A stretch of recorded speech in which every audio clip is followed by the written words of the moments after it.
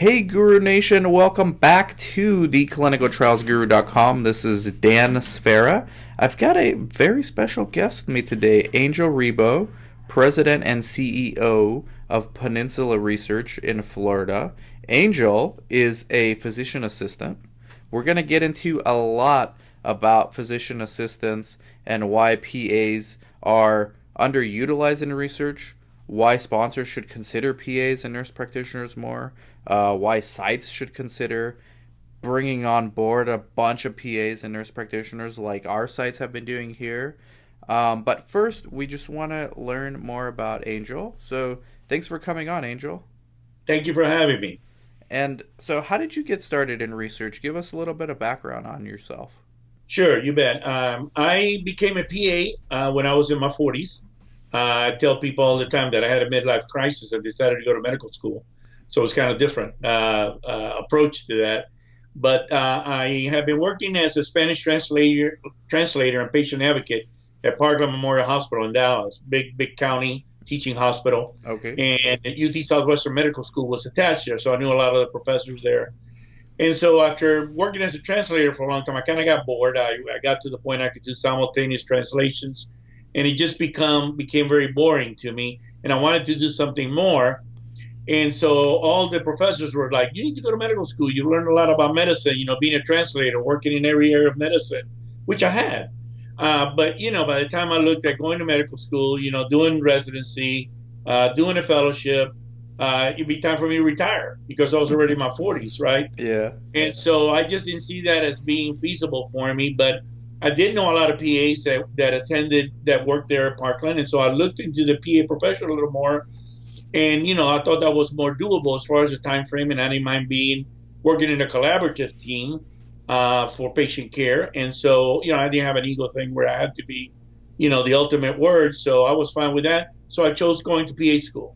And so I went there, and then when I graduated, I went back to Parkland. I was the first Parkland employee who took a 2.5 year leave of absence. So I went back as a vested employee to Parkland and started working in the HIV clinic Okay. as a PA. Okay. So then and then as far as clinical research, what was your first experience with research? Because most people, I ask everyone in the industry this question, and most people got into it on accident, right? Like, Right, most people did not just just go out seeking research opportunities, right? They right. get into it by accident. So what's your story as far as clinical research? So for us, for me, what happened was when I was working there at Parkland in the HIV clinic, as I mentioned, we managed the antiretrovirals and HIV care for the patients, but we also did the primary care for the patients. So it was the best of both worlds as a new graduate. Not only did I get to do primary care, but I was also learning a specialty as I went along. So it was a great experience. Well, Parkland was an NIH clinical trials unit for the NIH. And so we were doing clinical research for our HIV patients. So it was there where I began to get involved in helping them recruit for trials, being a sub-investigator for trials. And of course, as we worked in the inner city and HIV with HIV patients, most of our patients were unfunded, so we never had enough money to be able to provide the care we needed for the patient population we were serving. And so I began Okay. to see how we were able to leverage clinical trials to get care for our patients.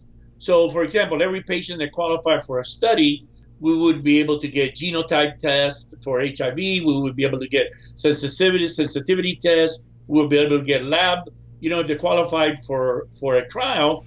And we have to spend the money that we would get for primary care. And yet that data was available to us to provide the clinical care we needed. And so by finding patients who would qualify in research, we were able to leverage greater care to our patients. So it made our care dollars go further in how we were able to treat patients. And I still think that's a great advantage in general care at all, to save Oh, money. absolutely. And in working with our physician partners, that's part of our sale to them. It says, look, all this clinical information we gather in clinical trials is available to you. If they're your patients, you can request the records and we'll send it to you. And that's additional clinical information that you'll have for your patient to make better decisions as you're caring for your patients. That's how I got into research and began to learn how research could be leveraged for the advantage of everyone involved. Mm-hmm. And then you got involved with Peninsula Research, and we're going to talk about acquiring a site. But so, how long did you work in research prior to Peninsula? Gosh, almost, I would say about 16 years, Okay, 17 years. so you definitely knew what you Uh, were doing by the time you made an acquisition.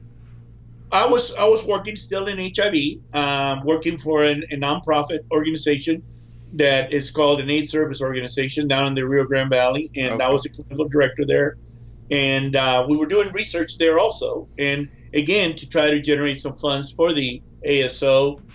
We would do clinical trials, and it was while I was there that I actually got to be principal investigator in a study for the first time as a PA, and Okay. it was a great experience for me. Let's talk about this. So, a lot of people are going to hear that and say, wait, how is it that a non doctor is going to be a PI? And I've heard of similar stories, but it's, first of all, it's not a regular thing, right? It's not a normal Correct. thing for a Correct. non MD to be a PI, right? But Correct. I've heard stories of nurses and PA. You're the first PA I've heard of, but I've heard of RNs, NPs, PhDs. So it's not the norm, but there's nowhere in federal regulations that says that a MD must be a principal investigator, right? That is absolutely correct. The FDA guidance clearly states that non-MD or DO principals investigators can serve as long as there's an MDDO who serves as a sub-I. So that's what the FDA requires. So there's nothing in the federal code that restricts non-MDs to serve as principal investigators. We're just relegated to the back of the bus by the pharmaceutical industry. Yeah, so Uh, practically speaking, so from an academic level or from a hypothetical situation, anyone could be a PI. I mean, I could be a PI. I have no, I just have a master's in business administration, correct. but I could be a Correct. PI.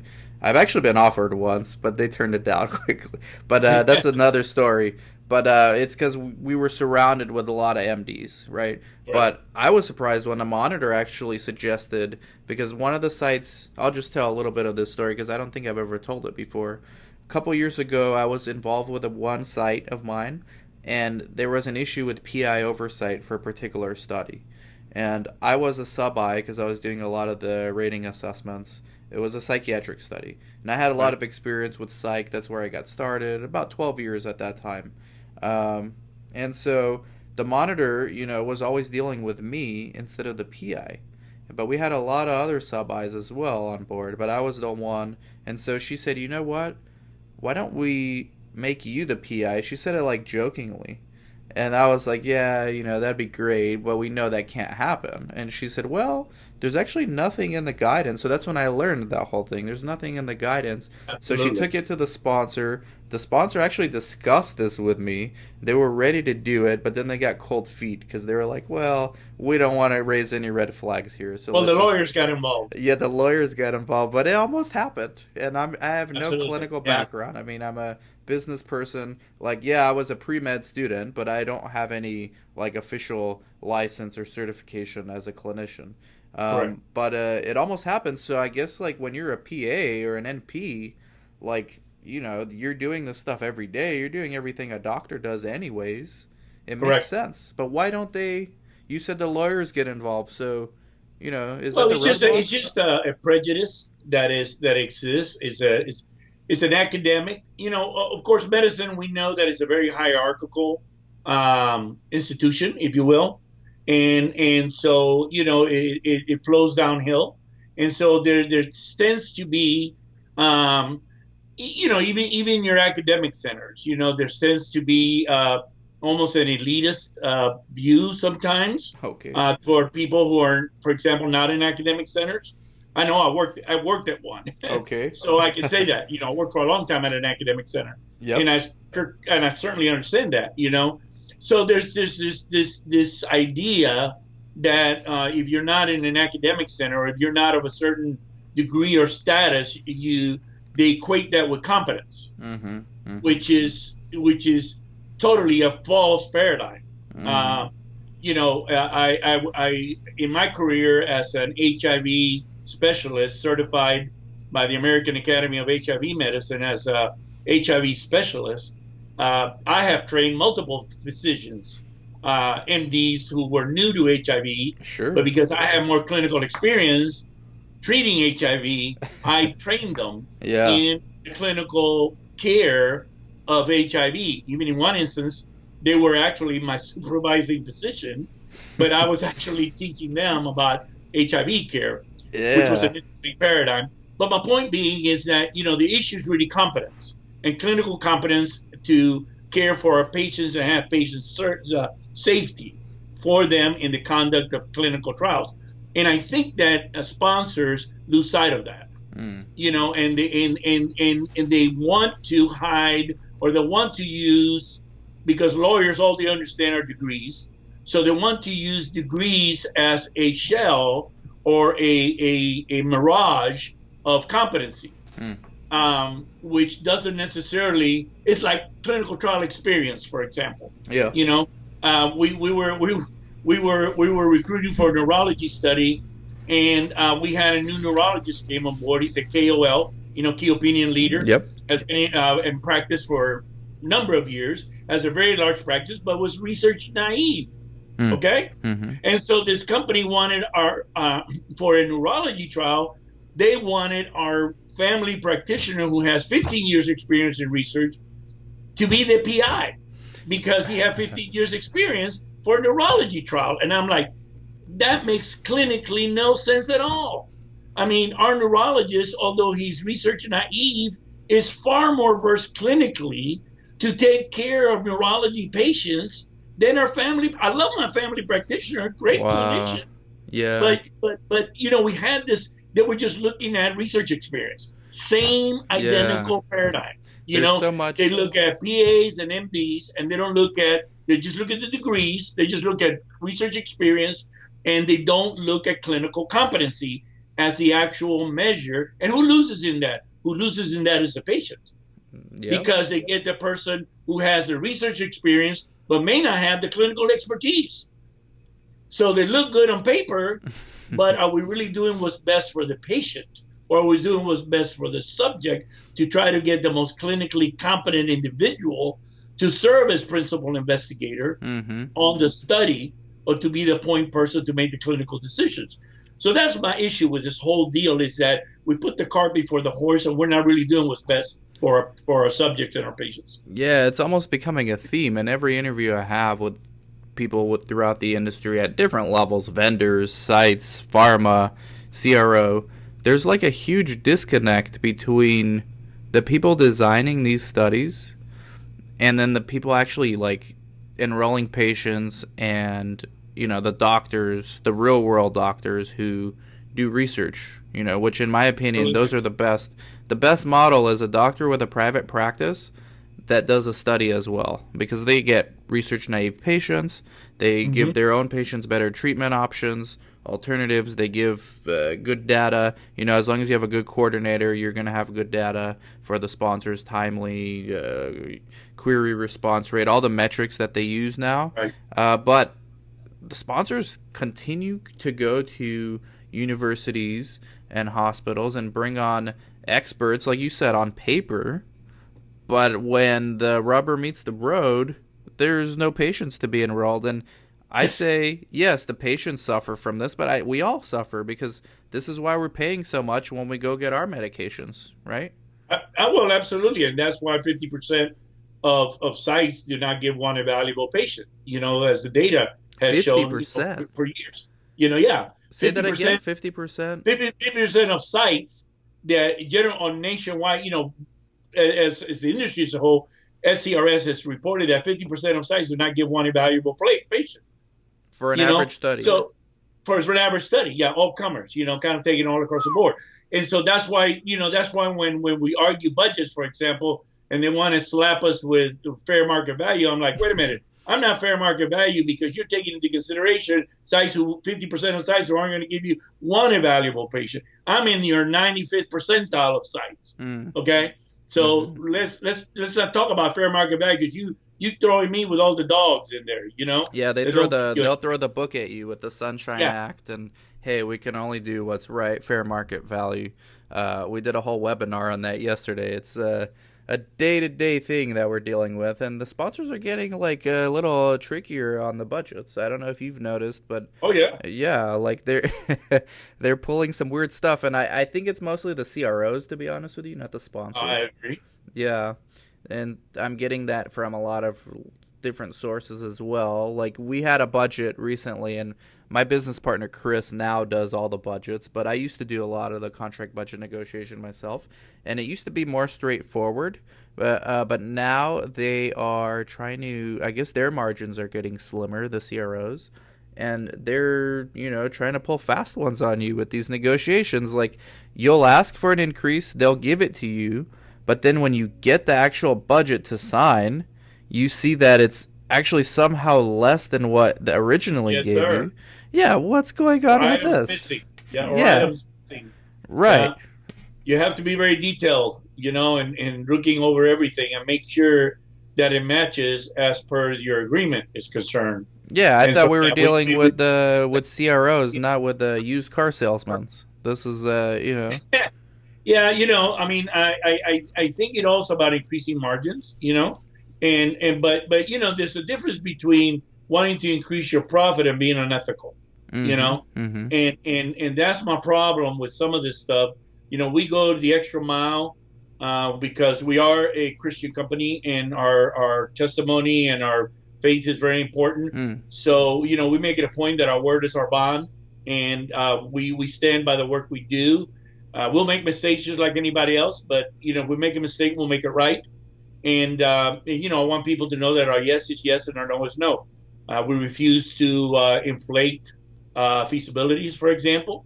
Ever since I bought the company, I just refuse to do that. We've missed a number of studies because people, Yeah. use a reduction model on me, but I refuse to compromise my personal beliefs and my personal ethics for expediency's sake. Yeah, Uh, and you're so leaving I, money I on the really, table. Like people who are on the outside, they don't understand. Like you, we've been yeah, told by monitors, we've tried the honest approach a few times, and we almost lost the study, or we almost didn't get it. And then the project manager intervened and said, "Hey, this site's actually telling the truth, so they're yeah, gonna get the study." But the recommending monitor, who didn't know us, yes. was like, well, their numbers don't look good compared to everyone else. So they almost force you to have to embellish, and then everyone does it, and you kind of feel like you have to do it too.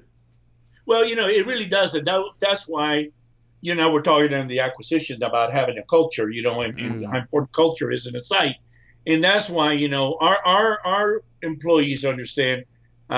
Look, anybody makes mistakes. I tell them all the time. Look, there was only one person that I know of that never made a mistake, and they crucified him. So the rest of us, we're in great company. That's We right. can make mistakes, and so we can deal with any mistake. Just come forward. We'll fix it and we'll work on it. And what we don't want to do is repeat mistakes. We want to learn from them and That's take right. corrective action and improve. I said, but there's one unforgivable sin in my company. That's if you lie to me. Mm. I promise I'll never lie to you. I'm going to, if you ask me a question I can't answer, I'm going to tell you, you know what, I can't talk about that, and you're going to have to accept that. That's a perfectly legitimate answer because of confidentiality or other issues. I may not be able to get into that topic. But what I will not do is make up a story just to get rid of you, and then you find out I lied to you, and now you don't trust me anymore. Mm-hmm. And so I make that commitment to every one of my employees. I will never lie to you. And we do the same with our partners, And so if we don't get a study, so be it. At the end, we trust the Lord that He'll reward us for living a life of transparency and of integrity. And we don't worry about those things. We just do a good job of what we do, and then we try to build those partnerships with key people so that they get to know that, hey, that's who we are, and then they learn they can trust us, Mm-hmm. right? And they take our numbers, and we've had like one study, for example, that we built such a relationship, and they called us and say, hey, how many more patients toward the end of a study? They say, how many more patients can you get us by next Monday? And Mike, my our site manager, he said, we can get you X, a hard Mm. number. Mm. And they said, okay, this afternoon, it's going to go out that we're going to close enrollment to everybody, but you ignore it. You go ahead and put those patients in, and then that'll get us to our number, you know? Wow. And we did it. And what so kind of indications do you guys do it at was asthma. Peninsula? Asthma? Oh, Okay. we do multi-specialty. Okay. This study was an asthma study that I was referring to, but we do multi-therapeutic. We do primary care. We have two family practitioners. We do endocrinology. We do cardiology. Hmm. We do neurology and pain management, and then we do ophthalmologists. And we're now Okay. speaking with a gastroenterologist that may be joining us hopefully very soon. And how many coordinators do you have on site? Right now, we only have two Okay. coordinators on site. Last year was very, very slow, Mm. and for us, and as has for a number of people For a that I number, yeah, understand. it was Yeah, slow. I think it industry was wide, I slow think a lot last of year. Yeah. people have gotten a slowdown, and we were no different. Mm-hmm. So we had to kind of reduce in size a little bit to survive and get back to normalization. Now we see the pipeline normalizing kind of again, and more projects starting to come through. So Yeah, we're this is bullish important. for next year. This is a good topic, and we're gonna get into your acquisition. But it's a good topic because we have a lot of people watching that want to start their own sites, or that like rich people that want to buy sites, or just people that Right. want to start, or people that have just started, and they think that when they start, the first year is going to be the hardest, which it is, right? Most businesses go Right. out, but they think that after that, it's all good, and it's not because the market adjusts. Like that's what I Right. thought when I started. I was 25. I got thrown into it. Times were really good. I mean, I never felt richer than I did that for those first 2 years. Even though I make way more now, but like I had way less bills, and I know. it was Yeah. Yeah. beautiful, right? Until I got IRS bill, and that's another story. But I that was right before the Great Recession, Yeah. and we were all flying blind. Like this is great, this is easy. We can put these, and then that hit. The bottom fell out, Yeah. dude. Yeah. We lost everything. Me, instead of laying staff off because I can't do that. I don't have the heart for that. We have other people that actually do those things. I kept everyone on. Not only that, I opened more clinics because I thought it was temporary and everyone was panicking, and it lasted like 3 more years. Yeah. So bad times certainly were there, and then it took a long time to recover. And now Absolutely. we're still seeing cycles. So just because you get in and you do good your first 2 years, be prepared for the downturns. I tell every single client this, right? It's really important. Like this is a cyclical business, like all of them are, right? Absolutely. And so, like, what are your thoughts on that? How did you guys survive when during the lean Well, we we years? we, we wait because of our culture, and we care a lot about our employees and our families too. I know I waited a lot longer than maybe some people think I should have to start our reduction in force, but eventually we had no choice as we begin to see that the pipeline was drying up. We really begin to see that at the end of about the middle of last year. Are you the Began guy to slow down. are you the guy who lets people know that they're going? Yeah. Yeah, Yeah, man, when at my desk, the buck stops here, I And as I know. tell all my employees, look, whether I did it or not, it's my responsibility, I you do know? that now when I have Yeah. to, but in the past I would delegate that to someone else. I just did not have the heart. I Well, could not do it.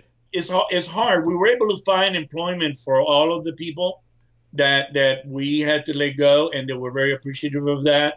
So we were able to get them connected to other opportunities. So I Hmm. was grateful for that.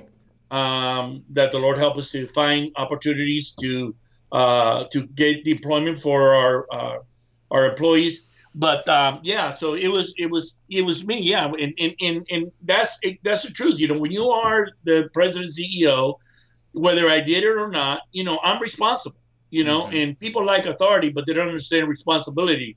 And with responsibility means if it happens on your watch, whether you did it or not, it's your fault, Yep. right? If I tell a sponsor, my coordinator did it, yeah, that's going to fly, That's the really hardest thing well, I learned. The hardest Yeah, thing I learned in this industry, forget all the technical stuff, is just managing people and having to let people go. And Absolutely. I've gotten better at that recently because I've gone through several cycles now, right? So the first one was the worst. It was like, yeah, I told someone else to do it, right? Like I Yep. just didn't have the heart. But we took care of them. Like we tried to refer them, Right. like you were saying. And then the next time, so it just becomes easier and you do it quicker because Right. the longer you're in this, the more you recognize patterns, Absolutely. and you don't need Absolutely. to wait until it's Right. obvious to you and everyone else around you that things are bad. Like you'll recognize the pattern, and you can even do it like beforehand. You're like, hey, it's about to Absolutely. get bad. I'm gonna send you to this clinic or this CRO because they're hiring. You go work Right. there. You get a recommendation. So it does become easier, but that for me was the hardest thing to do. No doubt. No doubt. Yeah. It when you recognize it, like if when we go through the next cycle, I certainly will act a lot quicker. And I think what it'll do, it'll lessen the blow, Mm, because you take quicker action. mm. So thus you don't get in as deep into the trouble area, right? Yeah. By reacting sooner And and recognizing it. speaking of the next cycle, so we're for those watching in the future, it's now October, almost November 2017. So we're entering 2018. I'm seeing like a lot of activity right now. Yes. What are you seeing? Like, what do you predict? Because I know you go to way more conferences than I do. Like, you go to all these. I don't do any of that stuff almost anymore. But like, what are people talking about as far as like what is on the horizon for research sites? Well, I mean, we see we have a pretty good pipeline now. I tell people, I said, the pipeline is full. It's just on our end, it's just starting to trickle. It's not quite pouring out yet, but we see the pipeline full, right? And so we like in the last 2 months, we've gotten a number of awards, more than we've gotten all year in the Mm, last 2 months. mm. So, and then, we're probably, I was just speaking to our feasibility person before the interview, and she told me we probably are pursuing like 75 different projects in different stages. Mm, mm, You know how that goes. mm, If we're not talking about pre-award, we're talking about awarded studies mm, of some sort. That we're pursuing. mm. Doesn't mean we're going to do all of this. You know how that goes. Yeah. But so we see the pipeline. I think I'm expecting for 2018 to be a bounce back year. That we can kind of bounce back maybe to the levels of 2015 that things started decreasing some. Yes. Yes. So if we can match 2015 and 2018, I'll be pretty happy. Yeah. We can get back to those levels, and then hopefully then we can grow again after that. But I think the climate is good for growth, and we certainly see the marketplace, the stock market, and there's a lot of enthusiasm. Mm-hmm. So, and I think that we see a lot of regulations that are being decreased, and a business friendly environment that's been created. And I really think that had a lot to do with the slowdown last year. By the way, you haven't asked me, but my theory is that it started slowing down at the summer of last year, is when we began to see a slowdown in the pipeline. Okay. And I really think it had a lot to do with the candidates that were running, who were so very polar opposites. Yeah. As A lot far of as the business uncertainty, right? environment, Yeah. you know. Mm-hmm. And our business is funny because people say, "Are you in healthcare?" I said, "Well, yeah and no." I said it's technically healthcare, but really, I tell folks we're more similar to oil and gas than we are to healthcare because our business is highly speculative. And so because it is a very highly speculative business, risk assessment is important. It's to boom. companies. It's boom and bust, right? Exactly. And so, if you have, one candidate that is looking like business friendly and it's going to be approaching, policies and implementing Mm. tax breaks and things like that, that are business friendly, and you have another candidate who is more to regulatory, either way, businesses are going to adjust. And we know that big pharma always adjusts. But when Mm. you're talking about billion-dollar projects, I think they got to look at the landscape and say, okay, wait a minute. And especially when you're talking two such polar opposites, Yep. Yep. because I think that we've become so polarized in our country, that was what we were facing. Where before candidates have been maybe closer together, right? Mm-hmm. And so there wasn't as much different. Yeah. But when you're looking at that and billion-dollar projects, I think companies started pushing projects, Mm-hmm. saying, well, let's wait, let's see what happens. And then, by the spring of this year, okay, this is what's going on. And then we saw in the spring of this year, kind of the pipeline begin to be resupplied. So Right. that's my 2 cents worth. That's my conspiracy theory for the day. That's no conspiracy. Yeah, I mean that's in an election year you would expect a lot of uncertainty, and I mean because when a drug company commits to a study, I mean it's like a multi-year thing for the Oh yeah, yeah. a decade long, especially if you're talking about phase one, and now you're starting to see a lot of phase 2A, phase 2B, just so they don't have to jump into the phase three Mm-hmm. until they're completely sure that they Right. know enough about the drug, right? So you're seeing a lot of phase two. We can go on forever with this stuff, and I'm definitely want to have you on again, Angel. But we want to get into the acquisition that you Sure. made. So when did you acquire Peninsula? We acquired Peninsula Research in 2013, March of Okay. 2013. Peninsula Research had been established for 9 years. It was by a single owner. She had very good systems. She was very good at what she did. She was a nurse, but she did everything. The good news is she did everything. The bad news is she did everything. Yeah, that's both. And so it got to the point that the business had grown enough that she was driving herself crazy, and so her and her husband wanted to retire, and so we approached them, and the model that she was using was working with PIs as contractors, outside Yep. PIs as contractors, and that's the model I was looking for, Mm-hmm. and she had very good systems, so we wanted to take it to the next level, so we bought it, and then started transitioning it from kind of a single owner smaller operation to a real business infrastructure. How You know, many studies did it have at the time? And uh, gosh, maybe I don't know. Maybe I can't trying to remember back. Maybe they did 6 studies or okay, so. so it Um, sounds like a an average clinic, right? Like average yeah, size. yeah. It was very profitable, and like I said, it had good bones, which is what I Mm-hmm. was looking for Mm-hmm. in the site, and it was the location was perfect. It Mm-hmm. was only about 2.5 hours from my in-laws, and that was part of the reason why we wanted to move to Florida to help take care of my mother-in-law, who we knew was going to. She has in fact developed Alzheimer's, and so Okay. we wanted to be close to them to assist them in their elderly years, and so it was a great opportunity. Yeah, Alzheimer's, that's booming. I mean, just a tangent. We're doing a lot of Yeah. stuff with Alzheimer's. We have a content marketing for Alzheimer's recruitment. That's like a hot area in Yeah. research. If you have the capabilities to do well at Alzheimer's studies, and by well I mean enroll 2 patients and that's it. Like you will have as many studies as you can take. We get an Alzheimer's study here every day. Monica, who Yeah. came in earlier, just told me we Yeah. got another one. So Alzheimer's is, if you, just a tip for anyone out there who's thinking to get started, think about Alzheimer's because that's not going anywhere. They're nowhere near. Oh I yeah. mean, they're in the same place they were 10 years ago as far as finding treatments, right? They have better treatments, but the same paradigm. So, yeah, crazy stuff. So that was kind of how we got into clinical research, and then Mm-hmm. since then there were two family practitioners who came with the acquisition. We did we purchased the assets. We did not do a stock buy. We purchased the assets of the business, and then So you these two didn't buy the physicians. company? You bought just the studies? We bought the assets, so we did an asset purchase, which is very different than a stock buy. You know, so what that means is we purchased the assets and none of the liabilities. Very good. So, but in research, an asset is what, like a contract? And they didn't have Right. real estate, did they?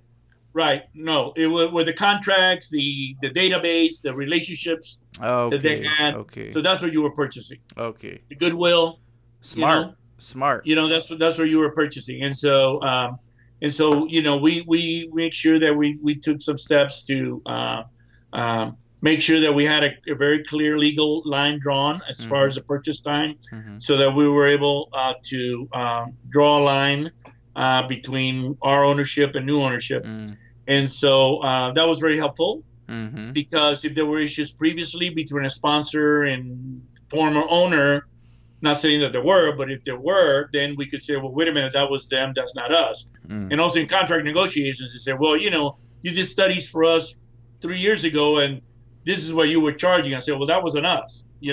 We're now this is us now, Did you right? rebrand or was it the same name? Well, we had a company that we established, obviously, to purchase the assets, Mm. but then we did a DBA as their name, as the Mm-hmm, name that mm-hmm. because we purchased the name also, And when you and so purchased it, or purchased the assets in your case, so I have two questions because me and my business partner were actually talking about this yesterday.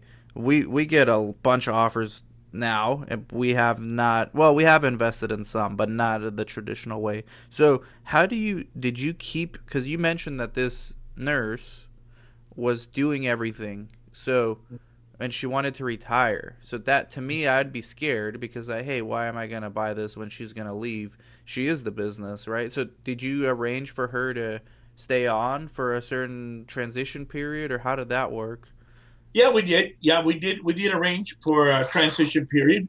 And then there were also financial incentives that were ongoing, Okay, so that they are vested in your success. okay.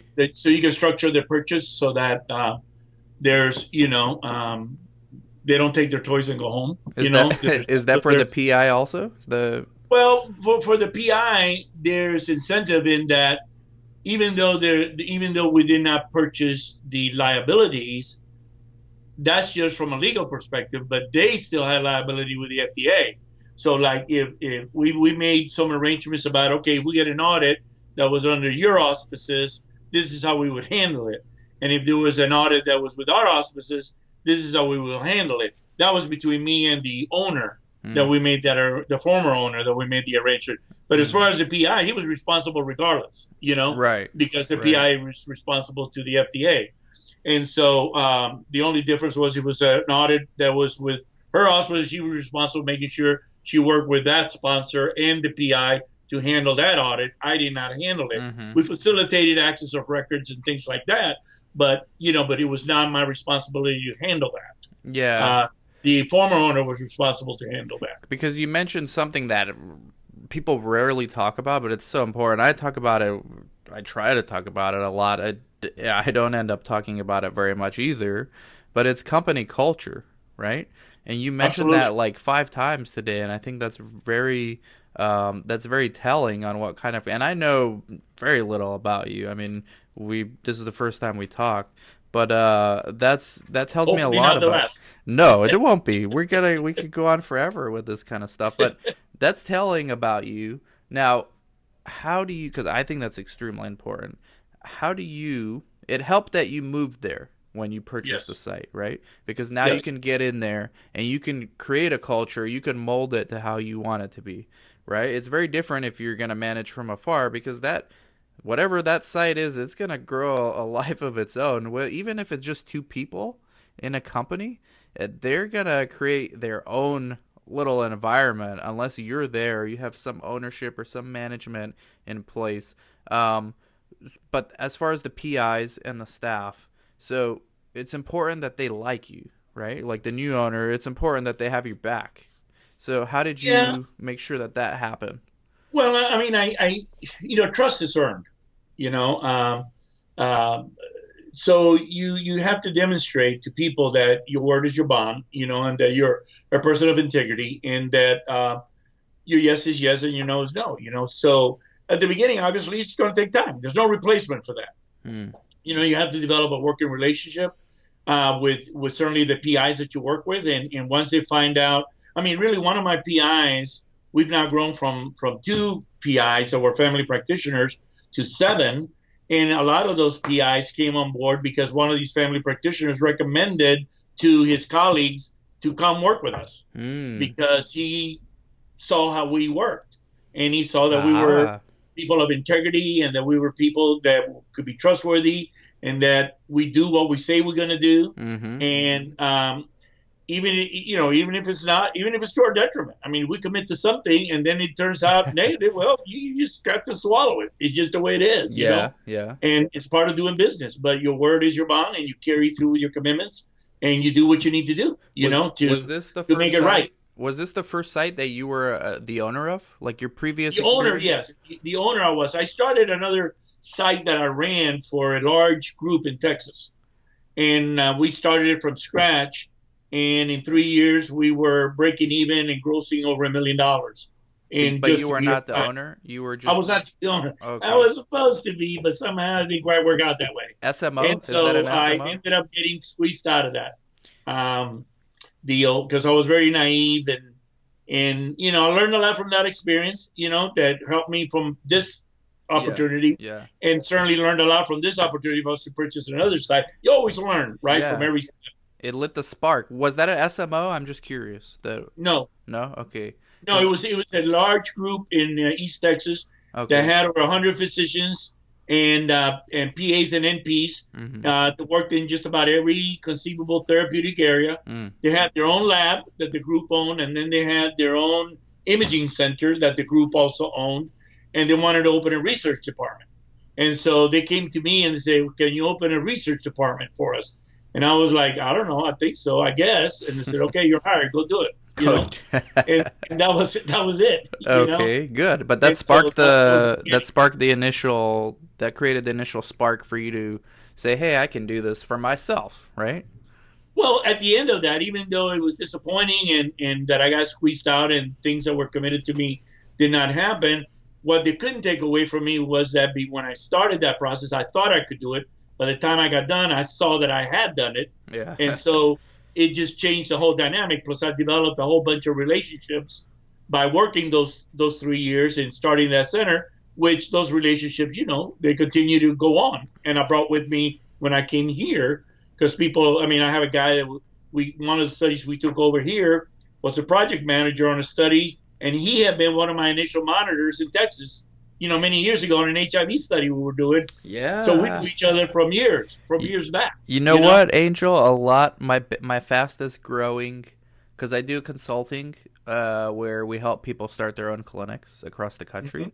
You know, my this surprised to me, but it's no longer a surprise. But when it first started happening, it's like, all right, this is not just coincidence. My biggest growing client of people that want to start their own sites are CRAs.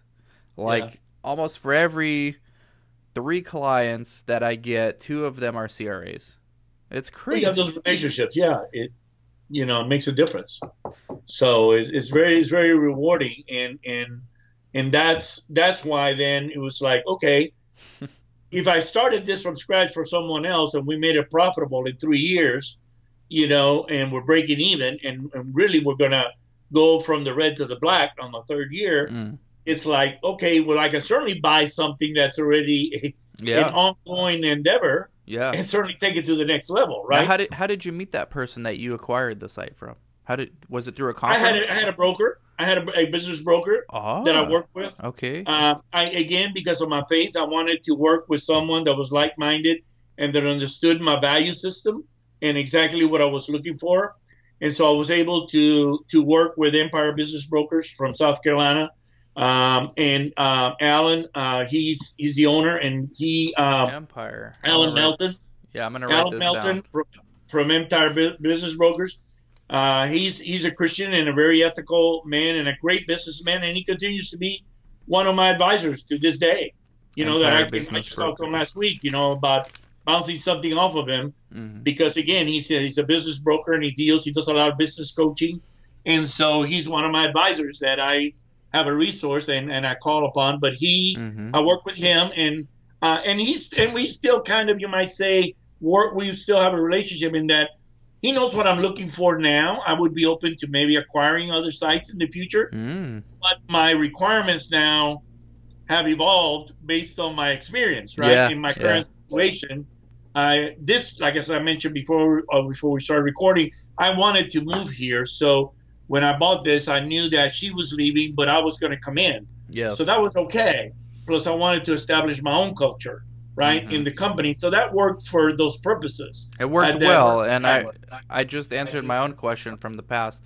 She's the RN. She did everything. You come in. You're a PA. You do everything anyway. Like it's the same. You basically replaced her gradually, right? Yeah, except that she did the coordinating, and of course I don't do the coordinating, but I'm supplying all the Wow. studies. So she You know, literally did everything. yeah, she literally did everything, and so Wow. So the and profit so she margins had a must have couple. been huge. Yeah, she had a couple of other coordinators, and when we bought the company, you know, two people. It was small. They had two coordinators and one person part-time regulatory. And, I just went with them when I met them and I said, look, this is who I am. And I told them, look, I'm a Christian and I can't deny that anymore. I can't deny that I was born in Cuba. That's who I am. So I'm just letting you know that we don't shove our faith down anybody's throat, but that is part of our culture.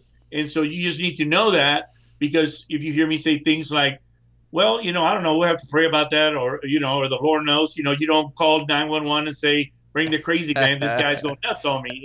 That's just kind of how we do things, Yep. But so we just try to treat people in a way that our faith has shoe leather and that we make an impact in people's lives. Wow. So we do that in our community and the patients we serve, and we try to make an impact of the people that we come in contact with.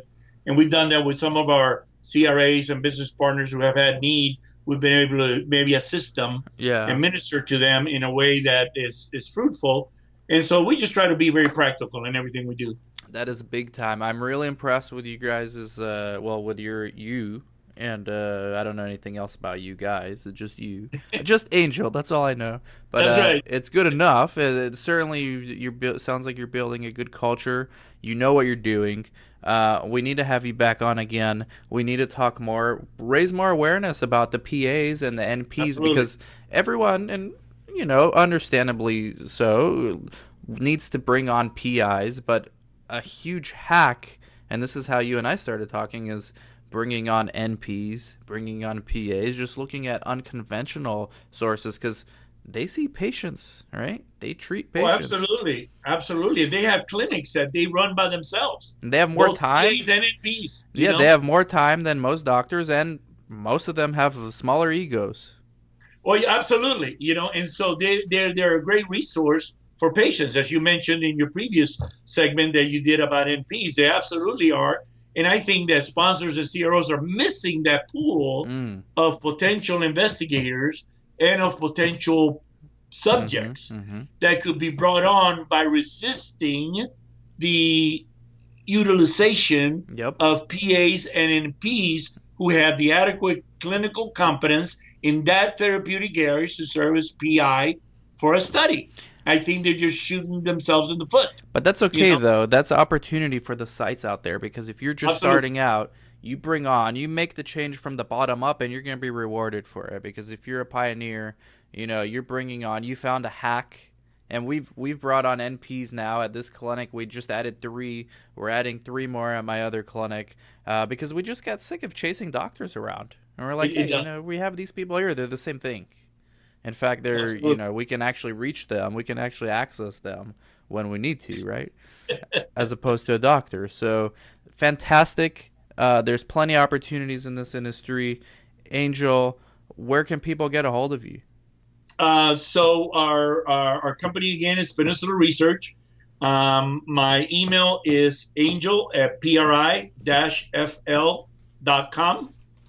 And our phone number is area code 386-677-0525. We're located in Ormond Beach, Florida, which is a northern suburb of Daytona Beach. So we're on the east coast of Florida, and that's a lovely place to live. If you're thinking about it, we just hired a quality control monitor and from Minneapolis, and she's thrilled.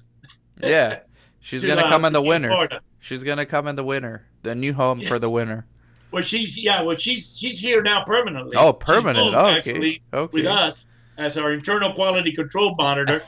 And she was just telling me how happy all her family is that they moved from Minneapolis to Florida now. And we've we're in a very nice community to work in, and we're trying to build a culture of integrity with our partners, our CROs and sponsors. And again, not that we won't make mistakes, but that if we stand behind what we do, and we will do what's right for everybody involved, for our subjects, for our physicians, we'll protect their license, we'll facilitate their ability to participate in research by simplifying the process for them, and then, of course, by getting good quality data to our partners in a timely fashion.